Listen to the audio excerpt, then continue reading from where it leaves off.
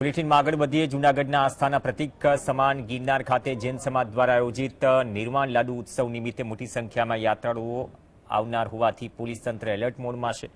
જૈન અને હિન્દુ ધર્મના આસ્થાના કેન્દ્ર એવા દત્તાત્રેય મંદિર અંગે ચાલી રહેલા વિવાદ અને થોડા સમય પહેલા થયેલી તોડફોડની ઘટનાને ધ્યાનમાં રાખી સુરક્ષા કડક કરાઈ છે.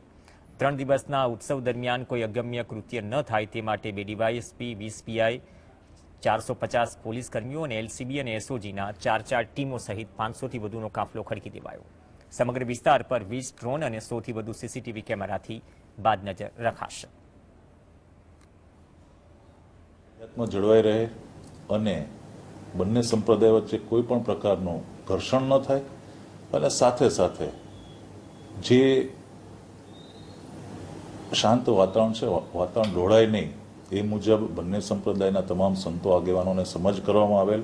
એક 20 તારીખ શાંતિથી બહુ સુમેળભર્યા વાતાવરણમાં આ જે કંઈ એમના દર્શનનો જે છે એ સારી રીતના થાય એ મુજબ તમામ